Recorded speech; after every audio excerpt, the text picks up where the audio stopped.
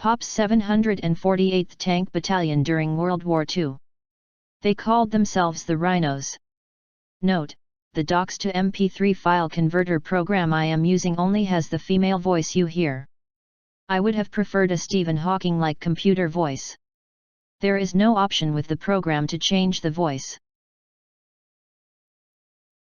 Presenter's Introduction. I can take no credit for the information in this PowerPoint. It is a reproduction of my father's copy of his World War II wartime unit album. The album was created by Charles D. Brecker as shown on the cover of the album shown in the previous slide. Additional introductory information from the original album pages follow on the next few slides. Reading of the presentation slide information has been added and are timed for the reading period. YouTube will tell you the total presentation time. This is version 2.0 of the previously posted version 1.0 of this presentation.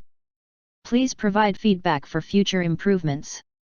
Warning: 2 of the final few slides of this presentation show a few photos of the aftermath of the Nazi cleansing efforts during the war. This is followed by 4 slides reading the list of awards of the soldiers of the 748th Tank Battalion and referred to as the Honor Roll. Some of the names in the list are underlined as they were in my father's copy of the album and were soldiers apparently personally known to him.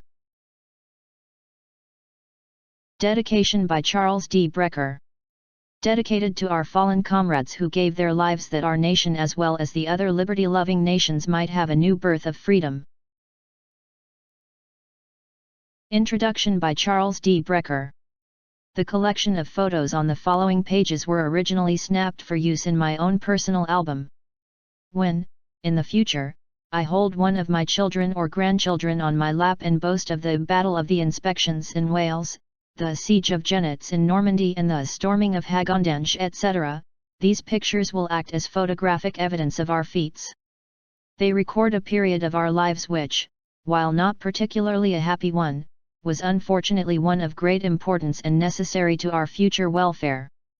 At the close of the war in Europe, I learned I was not alone in the desire to have this record. The requests for a set of your pictures became too numerous to handle even imaginatively. For that reason, therefore, this book was conceived. Since these pictures were not intended for book form, the set has absolutely no claim of being either complete or a true cross-section of the battalion's actions. It is doubtful, even had I thought of the book idea at the start, whether I could have made it more complete. Since I had my job to do with the mortar platoon, it is hardly possible I could have been with each of our companies the week we made 4 different crossings of the Rhine. If something special pertaining to your own platoon, company, or unit does not appear in this album, it is not because it was judged to be unimportant but rather because I could not be there at the time to snap it. Because this book is being printed in the United States while we still remain in Europe, much of the darkroom work as well as a host of other details has been entrusted to my dear wife, Jean. I am sure all of you will join me in thanking her for her help in making this publication possible. I wish also to thank Richard King for his valuable help in doing the layout work, also, to Corporal Robert Ardell for his constructive criticisms and help, and to Sergeants Headley A. Davis and Bayard Osborne for the use of their pictures. Near Crimmitch, Wales. We arrived at Camp Quarry Heights near Crimmitch in Pembroke County, Wales on April 9, 1944. Wales. We found our pyramid doll tents all set up in lines along the hedgerows. This was for the purpose of camouflage, we were told. Wales. The interior of a tent. Countryside around Camp Quarry Heights. Wales. Our more soldierly comrades secured flat irons and built ironing boards. Some even went into the tailoring business. All of which contributed to the huge success of our Saturday morning inspections. Wales. More of our Saturday festivities. Wales. And more inspections. Wales. And still more inspections. Wales. Second rank inspection while the first rank can relax for a while. Wales. While other platoons await their turn to be inspected. Wales, Carmarthen. During our stay in Wales, we did have a chance to visit nearby towns. We drank beer and ale in the pubs, queued up for fish and chips. It was like being back home, maybe, not quite. Welsh cottage and barn Carmarthen. Entering Carmarthen. Wales, Carmarthen. An ironmonger is a shop selling pots and pans, tools, hardware, and kitchenware, nurseries cared for orphaned or displaced children during the war in the UK. Ironmonger shop. War nursery. Wales, Carmarthen. High Street. Around town. Wales, Haverfordwest. New North Bridge. A castle. Wales, Haverfordwest, today. View of the North Bridge today courtesy of Google Maps. Wales, Tenby. On the beach. Around town. Wales, Tenby. The beach at Tenby today. Around town. Wales, Tenby. The Old Town Wall. Around town. Wales, Tenby. Old Town Wall the Five Arches. Ye Pub. Wales, Tenby. Old Town Wall the Five Arches, today. A town bobby. Wales, Tenby. A bit of Woolworth history. The F.W. Woolworth Company was, it no longer exists, a retail company and one of the original pioneers of the 5 and dime stores. It was founded in Pennsylvania as F.W. Woolworth and Company, Limited by Frank Woolworth. The chain was among the most successful American and international 5 and dime businesses, setting trends and creating the modern retail model that stores follow worldwide today. Is there a relationship between 5 and dime and 3D and 6D? Crossing the Channel. Just as we were beginning to get acclimatized to warm beer, we were alerted. In a matter of hours, we were packed and on our way to Swansea where we were to board a Liberty ship and 6 LSDs and sail for France.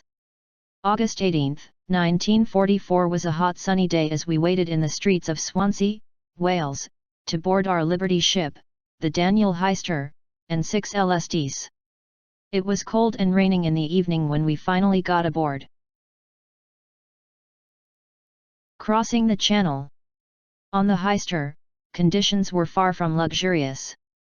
Sea rations a la cuisine self-service, bunks rationed one every other night, and sanitation facilities, well, let's not say anything about them. After all, women and children may see this book. The LSDs, on the other hand, were palaces of luxury, washrooms with hot and cold running water, showers, bunks for all, rations and even fresh baked cake. Convoy. No one, however, was particularly happy one rainy, cold, and really dark night when depth charges started dropping and we realized there were submarines close by. Those of us on the Heister were routed out of the hold to take up emergency stations and prepare to abandon ship. It was so dark you actually couldn't see your hand in front of your face. Omaha Beach. After 6 days, we finally reached the coast of France and watched our first enemy planes come over. They were speedily routed by HAAG. Hitting terra firma again, at Omaha Beach, was a happy occasion. Omaha Beach. A welcomed meal ashore. First stop. Genets, France. When we first arrived at Genets, France, and moved into an apple orchard, we set up our pup tents and were prepared to move on in a few days. But as the few days lengthened into 6 weeks, the pup tents began to grow more elaborate. Our initial housing. Genets, France. Some men dug in and others built up until many had homes that were rather elaborate. Genets, France. During the 6 weeks, we settled down to a routine of training and athletics such as baseball and even a donkey baseball game. Genets, France. We visited the local Norman peasants and they visited us. Peasant house. House interior. Chow Americain. Farmyard. Genets, France. Pumping water. Village street. A cider press. At Mont Saint-Michel. The entrance. Souvenir shopping. A restaurant. Mont Saint-Michel. As it appears today, Mont Saint-Michel sits high atop its island of rock was one of the more interesting places on our sightseeing tours. Morden, France. The graveyard of the German panzers and a preview of the future for us. An opportunity for surveying German panzer wreckage. Morden, France. More scrap metal. And some have already been liberated. Winter approaches. With winter approaching, it was necessary to quit our tents in favor of warmer quarters, and so, on October 18, we moved into a schoolhouse in the small town of Jouloville, on the west coast of the Cherbourg Peninsula. Our stay at Jouloville featured daily pleasure trips to Granville during our free hours. During duty hours, however, we patrolled the coast to safeguard against infiltration from the German-held Channel Islands. Camp de Côte-Quidin, France. On November 10, we packed up again and moved further south to Camp de Côte-Quidin, a French army training site in the neighborhood of Rennes. Here we were held in reserve for the 94th Division, who, at the time, were engaged in keeping sealed the pockets of German troops at Saint-Nazaire and Lorient. Smoke left 1,500 fire for effect. Rolling across France. Then, on December 20, we began our long trip by rail across France to the battle zone. None of us will ever forget that cold, uncomfortable journey in our boxcar accommodations. The famous 40 hommes, Hewitt Chevaux 40 and 8 refers to a rail car carrying either 40 men or 8 horses. 40 and 8 rail cars, but only 15 men here. Rolling across France. We rode the rails along with wine. Some of our motley crews were stuffed into the 40 and 8 rail cars. Vin Blanc and Vin Rouge. Hagondange, France. We were rather a rugged-looking lot when we finally reached Hagondange, our new snow-covered home, 4 days later. First look at Hagondange. Hoyman's Place. Hagondange, France. Testing a flamethrower. Burning ice. Around town. Headed for the Bulge. Hagondange proved to be our first base of actual operations against the enemy. In the last days of the Ardennes, Battle of the Bulge, campaign, one company after another was sent up into the Siegfried Line and committed to action. The German towns of Nennig, Berg, Betzdorf, and Tettingen all received scores from our shells as we helped destroy and rout the enemy from the Sarmoselle Triangle. Road March. January 15 on the way. Crossing the Moselle. Action at the Bulge. Advancing toward the Bulge with the 94th Infantry with some riding piggyback, assaults were conducted on Orschals, Betzdorf, and Ritzing, Germany. Company A tanks. Shove off with 94th Infantry riding piggyback. 94th attacks Orschals Betzdorf. Return to Hagondange. And Purple Hearts awarded. More medals. Bronze Stars and others. Still more medals. Captain Buescher receives the Distinguished Service Cross and battalion passes in review. Metz Gateway to Hell. Back in HAAG for a respite, some of us had the opportunity of visiting Thionville, Metz, and the adjacent battlefields that not so long before had seen some of the fiercest fighting of the war. B-17 scrap. Captured German ammunition. American artillery positions. GI housing. More Metz area. German bombs. More B-17 scrap. Thionville, France. Around town in Thionville. Old section of town. Modern section. Town street. Bombed section. Thionville, France. You may have seen the episode of Mountain Men where Eustace created a wood-burning truck. When properly operated, it creates combustible hydrogen and carbon monoxide. A wood-burning truck. A steel mill.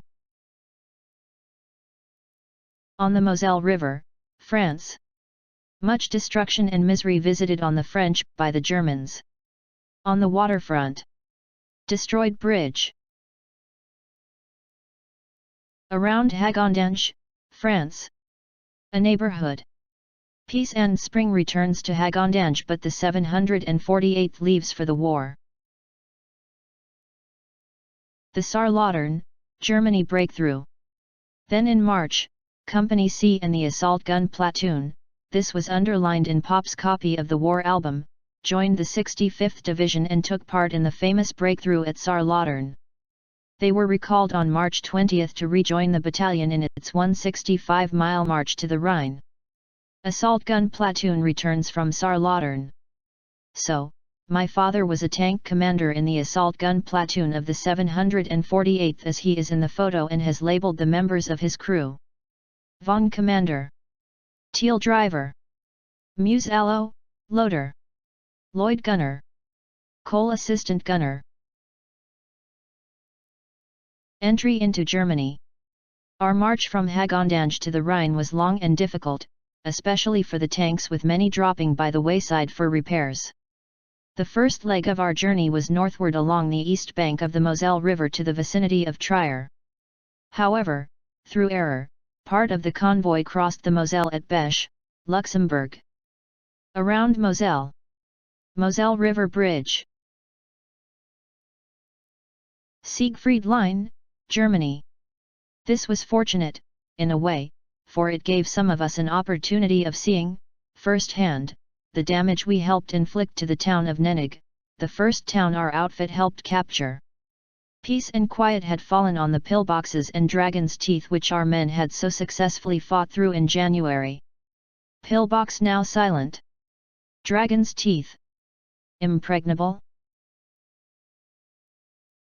Nennig, Germany. Our error corrected, we made our way with the battalion once more and on the following day again crossed the Moselle, this time over what one of our assault gun men, could this be my father as he was in an assault gun platoon, called a cartoon bridge, of course it was a pontoon bridge. Crossing the Moselle March 22nd. Nennig.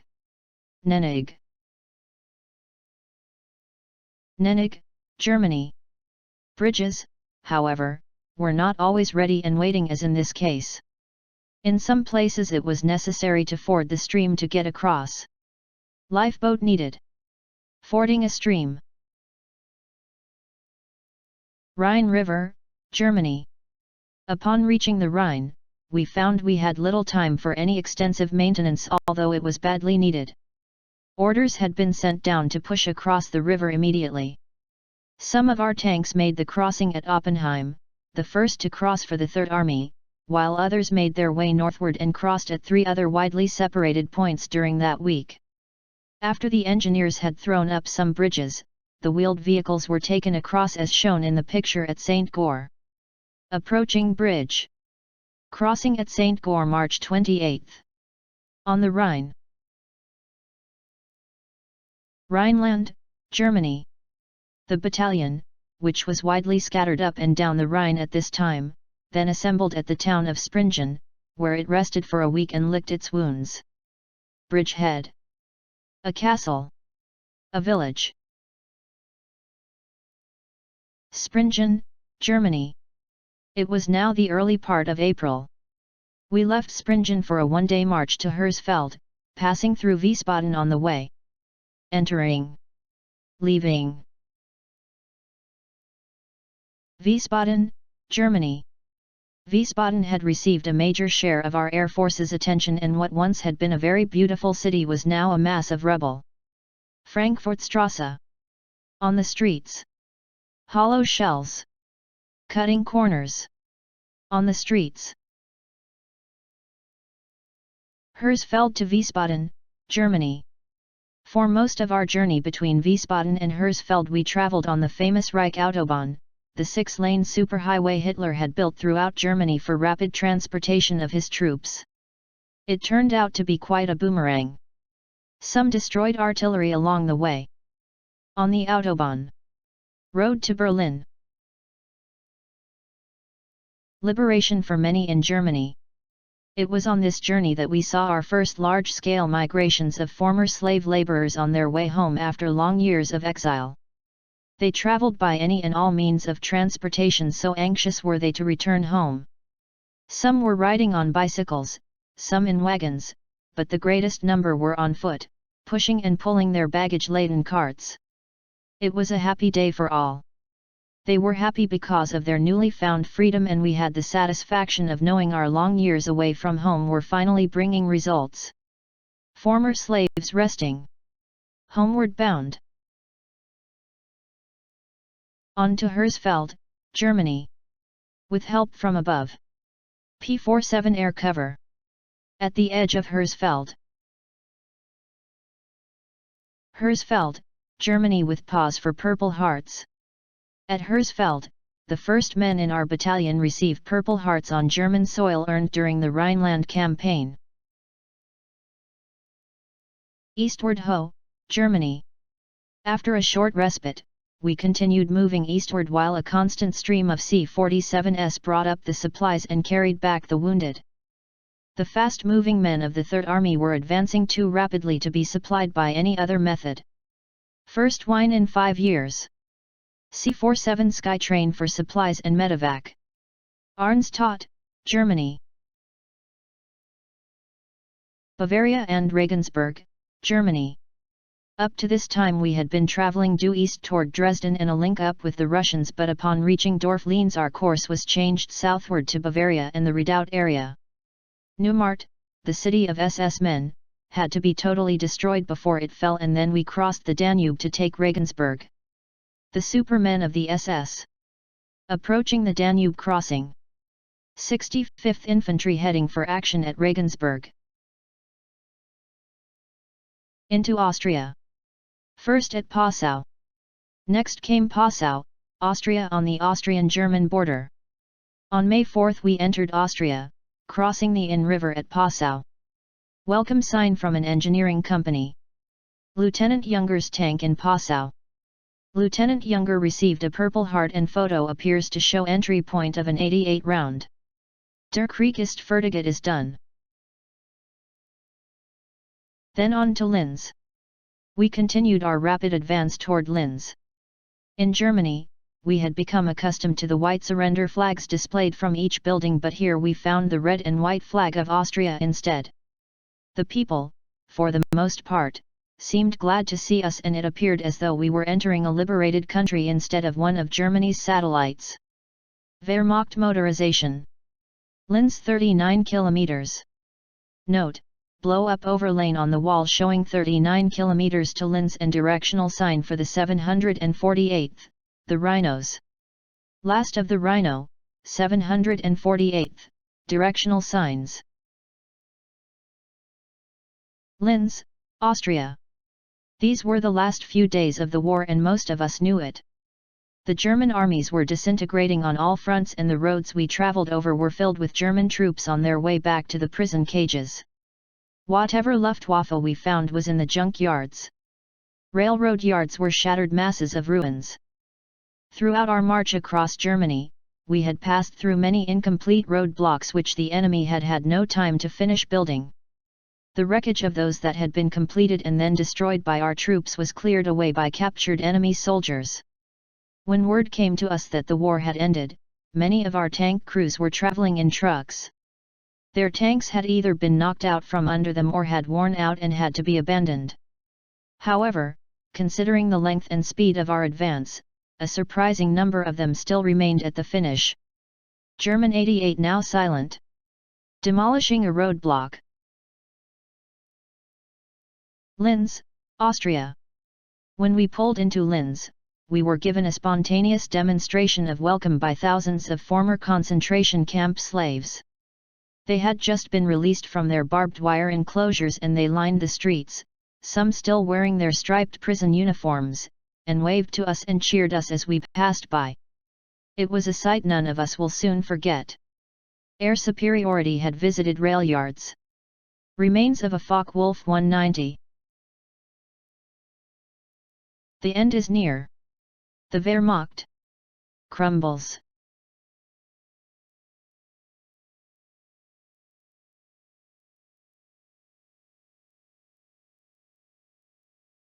The end is near. The famous Luftwaffe junkyard. The end is near. Some winners. Boogie wheel race. The continuous tread on each side of a tank are driven by wheels keeping tension and advancing on the tread and are called boogie wheels. This is the propulsion system for the vehicle. This is the same for tracked construction equipment. So, a boogie wheel race must have referred to rapid advancement. In the case of the war ending, tanks apparently would race to be first to the bivouac area or to a town where hot chow and refreshments would be available. The real winners. The liberated. Former concentration camp slaves. Greet us along the roads. And then, VE Day. We settled down at the little model community of HAAG, on the outskirts of Linz and waited for the official end of the war, which came on May 9 at 0001 hours. A battalion ceremony was then held to mark VE Day. Forming up. Taps. Colonel Glass addresses the troops. HAAG, Austria. VE Day. Bronze stars. Purple hearts. Linz, Austria. Farewell from our leader. June 22 was a sad day for us, for on that day Lieutenant Colonel Robert R. Glass, our battalion commander since the 748th was first formed over 2.5 years before, called us together to bid us goodbye. When, in the years to come, we tankers look back at our army life, we will always recall our Colonel Bob, the man who saw us through to the end. Battalion History by Major McClarty. Colonel Glass addresses the troops. Linz, Austria. Farewell from our leader. Then came his final address to us. 1017 days, and this is the last one, but it is because I have the fullest confidence in the man who succeeds me that I feel no qualms in relinquishing command of the finest tank battalion in the army.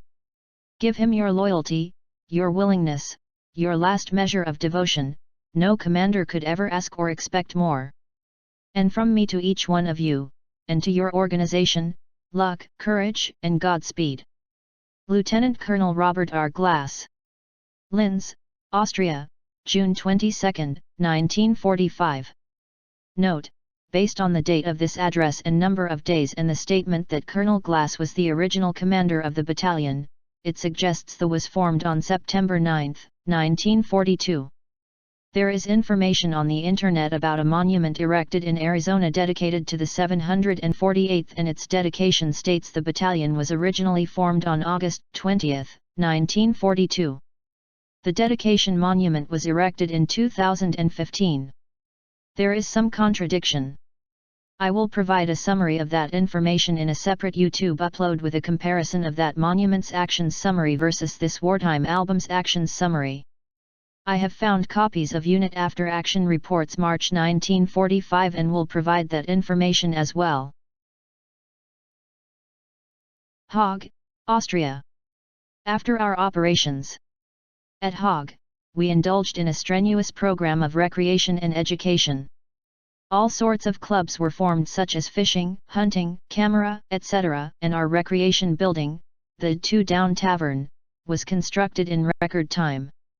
We also built a stage for our theatrical group to perform on, and they obliged with 2 swell shows, Dehydrated Corn and Death Valley Days, as well as others. Dehydrated Corn photo by Colonel Bayard Osborne. Some of the victims. No respect for the innocent. Rest in peace. 2 children starved to death in Belsen, find peace in death. Yanks were not exempt. The Nazis reportedly reserved their worst cruelties for Poles and Russians, but this American POW would likely dispute that claim, little but skin and bones, victim of a few months' imprisonment. More victims. Funeral pyre. General Eisenhower and high-ranking officers view charred bodies burned between layers of logs at Gotha. Horror at Dachau. Tortured faces of the dead piled up on the blood-stained floor awaiting their turn for the crematory, testifying to the horrors at Dachau. Unit Honor Roll. Note, at the time of this writing, there were still awards to be given, therefore, many awards will not appear in this list. Distinguished Service Cross. Peter P. Buescher, Captain. Silver Star. Fred C. Greco, First Lieutenant. Anthony C. Pilata, Second Lieutenant. Ellis W. Blanchard, First Sergeant. Theodore F. Parsons, Jr., Staff Sergeant. Henry L. Simpson, Staff Sergeant. Paul L. Donnell, Staff Sergeant. Fausto J. Satriali, Sergeant. Alphonse Mancini, Private. Bronze Star. Robert R. Glass, Lieutenant Colonel. Roger J. McDermott, Captain. Gilbert G. Galt, Captain. John H. Powell, Captain. Thomas J. O'Connor, First Lieutenant. Louis E. Bremer, Second Lieutenant. Laddie J. Mayer, Technical Sergeant. William J. Yuski, Staff Sergeant. John C. Peacock, Staff Sergeant. William C. Graves, Staff Sergeant. Ernest H. Hoffman, Staff Sergeant. Parker D. Hayes, Sergeant. George Leith, Jr., Sergeant. Vito L. M. Russo, Sergeant. John B. Calhoun, Sergeant. John F. Kolosia, Sergeant. Harmon E. Holmes, Sergeant. Clarence R. Walters, Technician 4th Grade. Guy S. Calvin, Technician 4th Grade. Robert L. Thompson, Technician 4th Grade. Bayard Osborne, Corporal. Albert F. Bradley, Private 1st Class. Paul E. Woodard, Private 1st Class. Alphonse Mancini, Private 1st Class. Glenn H. Ellis, Private 1st Class. Unit Honor Roll. Note, the names underlined in this list were underlined in my father's album copies, so they must have been friends or his commanding officers. Soldier's Medal. Walter W. Graham, Staff Sergeant. Purple Hearts. Louis J. Conforti, Captain. Fred C. Greco, First Lieutenant. Maurice Cohn, First Lieutenant. Norman D. Cobb, First Lieutenant. Thomas J. O'Connor, First Lieutenant. Douglas G. Younger, First Lieutenant. Anthony C. Pilata, Second Lieutenant. Edward L. Thielman, Second Lieutenant. James F. Beatty, Second Lieutenant. Lester M. Yeager, First Sergeant. Ellis W. Blanchard, First Sergeant. Theodore F. Parsons, Staff Sergeant. Paul L. Donnell, Staff Sergeant. Albert R. Mosley, Sergeant. Clarence A. Cooper, Sergeant. Manuel G. Feeney, Sergeant. Lowell Van Gorder, Sergeant. William D. Downing, Sergeant. Fausto J. Satriali, Sergeant. Mike Abrahamovich, Sergeant. Zach L. Carroll, Sergeant. Charles M. Foltz, Sergeant. Simon Goodman, Sergeant. John B. Calhoun, Sergeant. John F. Kolosia, Sergeant. Robert K. McKay, Sergeant. William J. Pospisil, Sergeant. James G. Kern, Sergeant. Guy S. Calvin, Technician 4th grade. Robert A. Prescott-Tano, Technician 4th grade. Frank E. Lester, Technician 4th grade. Robert J. Murtaugh, Technician 4th grade. John W. Deal, Technician 4th grade. Murray L. Sadowski, Technician 4th grade. Francis J. Scoutagiwaza, Technician 4th grade. John Bednar, Technician 4th grade. Unit Honor Roll. Leo N. Bonfardesi, Technician 4th grade. Harry Papalardo, Technician 4th grade. Harold J. Farney, Technician 4th grade. Robert E. Thompson, Technician 4th grade. Benjamin J. Congleton, Corporal. Joseph N. Van Eck, Corporal. John C. Pinot, Corporal. Richard M. Grant, Corporal. Hubert G. Lair, Corporal. Jimmy C. Mose, Corporal. Claude C. Lapsley, Corporal. David L. Angel, Corporal. Joseph Lackman, Corporal. David A. Gardner, Corporal. Martin J. Clancy, Corporal. Lester R. Braga, Technician 5th grade. Gordon L. Pratt, Technician 5th grade. Harold J. McCormick, Technician 5th grade. Alfred L. Joplin, Technician 5th grade. Charles W. Bates, Technician 5th grade. George P. Bradley, Technician 5th grade. Francis V. Nichols, Technician 5th grade. John L. Palak, Technician 5th grade. Leo M. Treacy, Technician 5th grade. Edward Dudowich, Technician 5th grade. Edwin J. Mahoney, Technician 5th grade. Harold R. Youngs, Technician 5th grade. Paul E. Woodard, Private 1st class. Frank J. Maringallo, Private 1st class. Jacob A. Nagel, Private 1st class. Herbert N. Hamilton, Private 1st class. William C. Garner, Private 1st class. Stanley N. Bergstow, Private 1st class. Theodore C. Wigand, Private 1st class. William Randall, Private. Richard J. Burns, Private. Harry Heyman, Private. Gene E. Cummings, Private. Tony Skia, Private. Harold Keith, Private.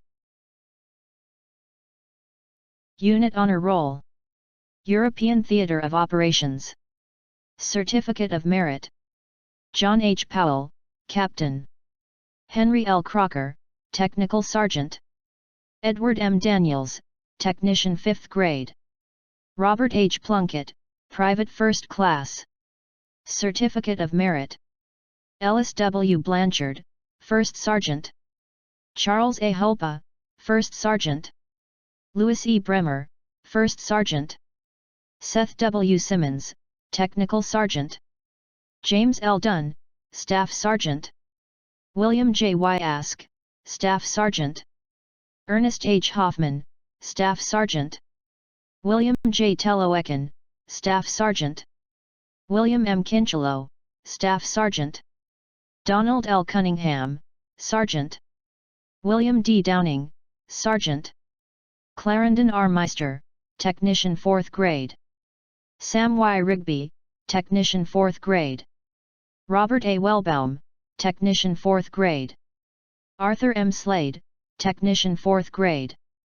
Ray Adkins, Technician 4th grade. Frederick R. Beisner, Technician 4th grade. Thomas J. Forsyth, Technician 4th grade. Howard C. Kalbug, Technician 4th grade. James W. Shaverer, Corporal. Samuel Pincus, Corporal. Isidore Rorlich, Corporal. Will H. Wasson, Technician 5th grade. Clifford E. Daly, Technician 5th grade. Abe Raymond, Technician 5th grade. James Ferriester, Private First Class. Sydney Whiteside, Private First Class. Paul G. Boning, Private First Class.